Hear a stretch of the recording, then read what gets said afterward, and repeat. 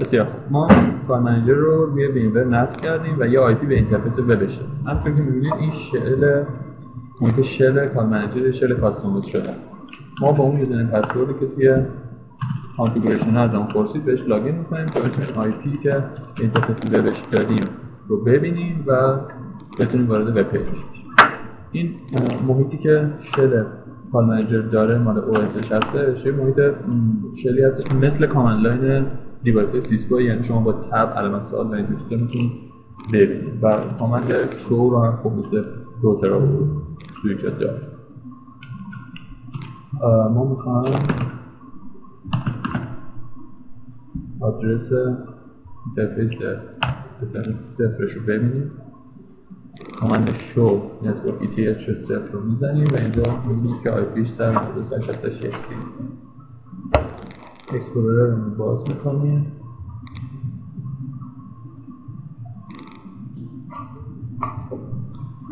اینجا 192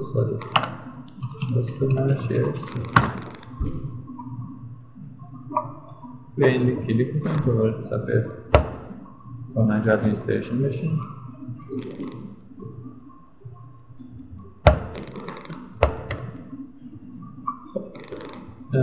ما برای وارد شدن به صفحه وبش یعنی در واقع لاگین کردن از یوزرنیم پسوردی استفاده می‌کنیم که زمان که اینجایی که اپلیکیشن یوزرنیم پسورد که از اون پرسید اینجا کاربردش معلوم وارد میشه. زمانی که شما کار منیجر رو برای دفعه اول نصب می‌کنید سرویس‌هاش همه به صورت دیفالت دی‌اکتیو. برای اینکه شما بخواید سرویس‌ها رو اکتیو باید برید یه قسمتی داره این در واقع وب پیج که این در واقع نرم افزار به اسم سیسکو یونیفاید سرویس ابیلیتی، اینو میزنید و دکمه گو رو کلیک کنید. توی تولزه با بقیه تباش خیلی کار نه، توی تولزه که برای این قسمت هستش یه گزینه داره سرویس اکتیویشن، روش کلیک میکنید و وارد اون قسمت میشید که سرویس ها میتونید اکتیو یا دی اکتیو. همونطور که میبینید تمام سرویس ها دی اکتیو هست. شما میتونید اینجا سرویس خاصی رو که خودتون میخواین انتخاب کنید و همش اکتیو کنید. مثلا اینجا چک آوت میذارید و تمام سرویس ها انتخاب کنید. ممکنه مثلا این سرویس ها برای جوین کردن مثلا کانتکت سنتر به کار منیجر اینتگریت کردنشون استفاده بشه و ما تمام چه استارت دکمه سیو رو میزنید و اینجا میبینید که خودش میگه که بعد از این مدت این اکتیو میشه. پاوز میکنم. خب سرویس ها تمامشون اکتیو شد. حالا قدم دومی که ما میخوایم اینجا راجعش صحبت کنیم برای رجیستر کردن آی پی فون ها توی کار منیجر هست که بتونه از طریق کار منیجر با هم دیگه ارتباط برقرار کنه. آی پی فونه که ما اینجا داریم آی پی فون 8785 هست، سری 79 مدل 7985 که فون هایی هستن که FCCP بیس هستن و ما اینجا فون سیپ نداریم که براشون رجیستر بکنیم.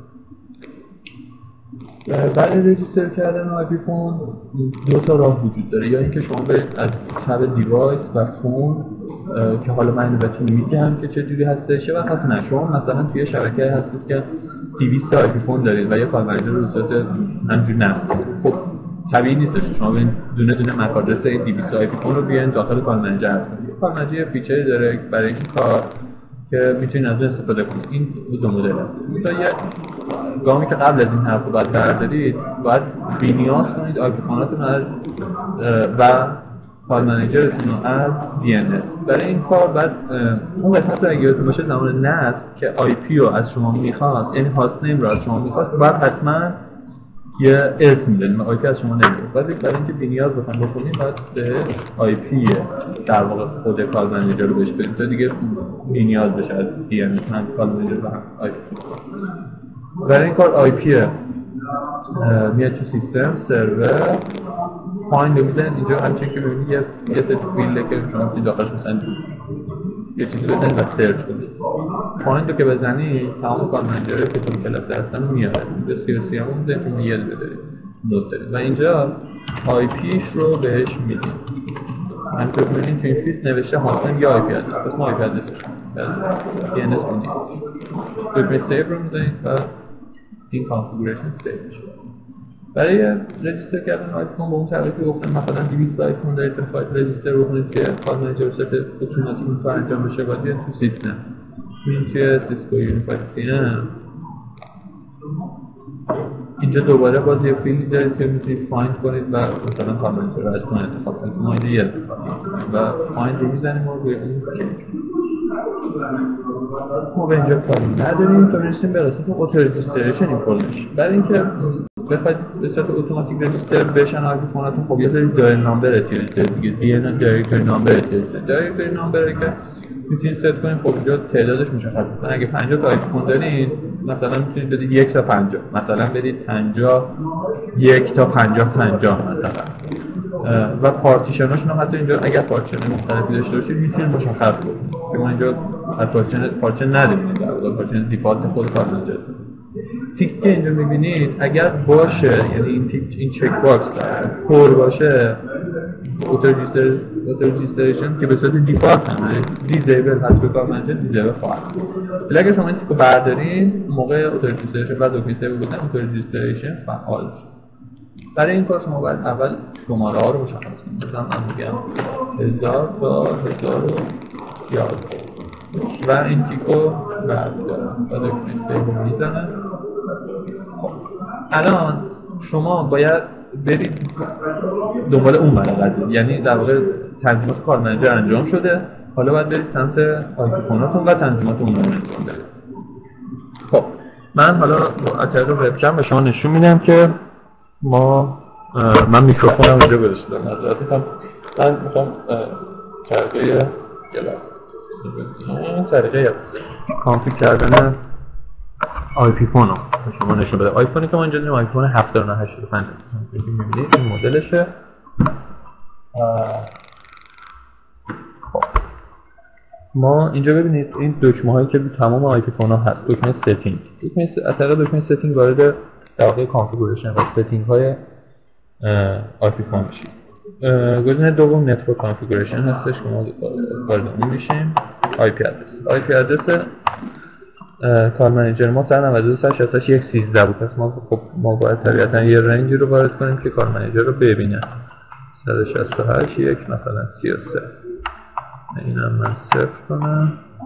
TFTP سرور 1. TFTP سرور 1 در واقع آیپی کار منیجر هستش. در واقع اون آیپی که قراره این فایل های سپش رو XML دیفالتش رو و سایر فایل ها رو از اونجا بگیره که ما اینجا باید آیپی رو کار منیجرمون بشیم. 192.168.1.13. شما میتونید برای یه آیپی فون 2 تا یا بیشتر، حالا توی ممکنه یه آیپی فونی باشه که بیشتر تا TFTP سرور مثلا 3 تا بگیره. شما اینجا TFTP سرور دوم رو هم میتونید براش تعیین کنید که ما اینجا لازم نداریم. دیفالت روتر هم همون دیفالت گیتویشه.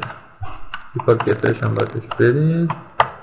مثلا من اینجا میدیم 1 و دکمه سیو میزنید. همچون که این دکمه‌ای که اینجا هستن با این دکمه‌ای که اینجا هستن تو مدل 7985 در واقع اینجوری طراحی شده که شما این دکمه رو با این دکمه هم خوانیدن. منم اول فکر کردم که این تاچ اسکرین، ولی تاچ اسکرین نیست. این بار اولی تایپ کنم. دکمه سیو میزنید. بعد وقتی که شما دکمه سیو رو بزنید دستگاه ریستارت میشه و میره برای اینکه بره سراغ در واقع، حالا ببینید اینجاش رو هم بکنید، میره که رجیستر بشه تو کار منیجر. خب اینجا میبینید که رفت آپگرید کنه فیلمورش رو که حالا فیل هم شد، کاری نداریم.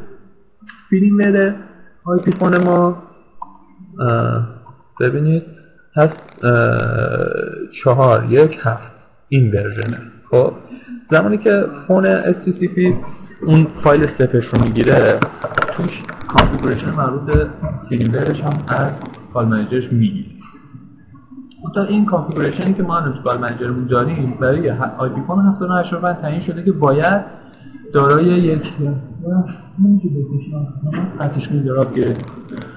باید دارای فیلمور 4.1.6 باشه که حالا ما فیلمور جدیدتر داریم. برای اینکه بخوایم این گزینه رو تغییرش بدیم باید بریم داخل این چند تا 4 تا خب بعد فیلمور در واقع این ست فایل رو یه جوری تعیین بکنیم که با اون فیلمور بخونه اگر نمیخوایم فیلمور عوض بشه و از کار منیجر بگیریم. شما باید برای این کار بیاین قسمت دیوایس ستینگ، دیوایس دیفالت. توی اینجاست که تعیین میشه آیپی فون چه فیلموری باید داشته باشه، هر آیپی فونی و هر مدلاش که میگیم. آیپی فون ما 7.8 اینجا ببینید 416 ما اینو کپی بکنیم 417 که با اون ورژن مطابقت داشته باشه و نیازی به آپگرید کردنش نباشه. دیگه سیو میزنید. خب اینجا سیو. من مایکروفون رو دوباره روشن میکنم تا داخل کار منیجر رجیستر بشه.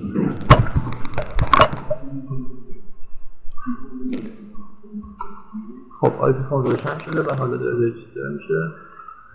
شما میتونید ببینید. البته من این تصویری که دارم درشون ضبط میکنم رو نمیبینم، برای اگه نیازی داشته باشه همچون که میبینید رجیستر شد و این سافتیار رو گرفت و شماره 1000 و این سافت شد. حالا من توی کار منیجر بهتون نشون میدم که چه از کجا شما میتونید تنظیم شد. توی تب دیوایس بدون فون انتخاب میکنید. اینجا دکمه فایند رو میزنید تا تمام آیفونه که داخل یعنی جزء این رپورت هستن براتون میگم. همچنین که ببینید این آیپیفون اینجا رجیستر شده که به صورت اوتو رجیستر هم در واقع همچنین که از اسمش هم پیداست اوتو هستش، یعنی به صورت اتوماتیک رجیستر شما ادش نکنید. خب برای اینکه بخوام داخل کانفیگوریشن و تنظیماتش این روی صفش روی در واقع اسمش کلیک می‌کنید. شما یه سری گزینه هستش که میتونید اینجا تغییر بدید. میتونید دسکریپشنش رو تغییر بدین، دیوایس پولش رو تغییر بدین که به دیفالت دیوایس پول داره.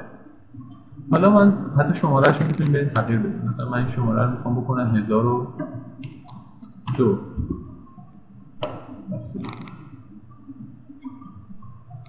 خب حالا من یا آیپیفون دیگر هم از همین مدل 7985 به صورت یعنی به اون صورت دیگری که بهتون گفتم که میتونید ادش بکنید خودتون دستی با کار منیجر، اونم براتون یه دور توضیح میدم.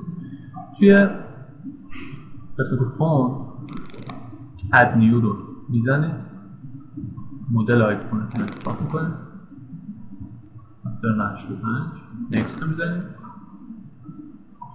شما اینجا به چند تا فیلد احتیاج دارید. یکی مک آدرسه که خب مک آدرس رو باید توی آیفون بخونید یا از زیرش از خود داخل. باید دیوایس پول رو مشخص کنید. دیوایس پول شما میتونید دیوایس پول مختلف برای خودتون تعریف کرده باشید. به صورت دیفالت یه دیوایس پول کار منیجر داره که ما اون همچنین هوم باتن تمپلت. هوم باتن تمپلت برای هر آیفون ممکنه خب باتن‌هاش فرق بکنن، برای هر کدومش یه دونه تمپلیت جدا داره. اوکی ما اینجا هوم باتن تمپلیت چون 7985 استاندارد ست می‌کنیم و همچنین که می‌بینید فیلدایی که ستاره دارن فیلدایی هستن که اجباری هستن و حتما باید انتخاب بشه. این انتخاب شدن. این سری فیلدایی هستش که این فیلد انتخاب نشده، این رو انتخاب می‌کنیم. دیوایس سکیوریتی پروفایل سکیوریتی که شما برای هر نوع آیفونی می‌تونید تعیین بکنید که برای تمام آیفون‌ها به صورت دیفالت یه دونه خود سیسکو کار منیجر تعریف شده. خب مک آدرس رو من برم بخونم و بیام اینجا وارد کنم تا خب من مک آدرس رو اینجا وارد کردم، همچنین که می‌بینید بدون فاصله بدون نقطه و پشت سر هم مک آدرس رو وارد کنید و توی دسکریپشن که کلیک کنید خودش اینو می‌سازه که شما می‌تونید دسکریپشن تغییر بدید. مثلا اگر این آیفون توی اتاق مدیر عامل مثلا بکنید مدیر عامل یا هر چیز دیگه یا حتی به اسم شخص دیگه سیو می‌زنید. خب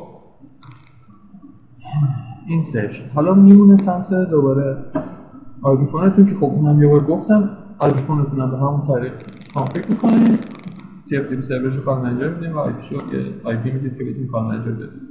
حالا اینجا شما برای DNS اضافه کردن به آیپیفون باید از اینجا استفاده کنید چون مثل دیفالت هیچ DNS نداره و آیپیفون شما رجیستر میشه ولی اون گوشه بالا هیچ DNS نوشته نشده و هیچ بومی هم نداره. از نیو DNS رو کلیک می‌کنید، اینجا شماره رو میدید مثلا 1003 و حالا یه سری تنظیمات دیگه داره که تو قسمت بعدی هم بین اشاره می‌کنم. سیو رو می‌زنید. خب این آیفون الان اگر اون ورش درست کانفیگ شده باشه رجیستر میشه که من اون ورش کانفیگ نکردم. حالا خب آیفون رو من اون ورش رو تنظیماتش انجام دادم و همچنین که می‌بینید اینجا رجیستر شده و شماره 1003 رو اگه اشتباه نکنم رو بهش دادن. بخوام شماره‌اش ببینید بعد بریم مثلا اینجا شماره‌اش می‌بینید. و خب حالا این آیفون رو میتونم من دیگه زنگ بزنن طبیعتا. الان ببینید شما این رو مردوش شماره 1003 رو میگم چون من مهندس شکویی هستم شکل اون باید یه نفر باشه که جواب بده مثلا. اگه بریم جواب بدم خودم نمیدونم جواب داشته باشم.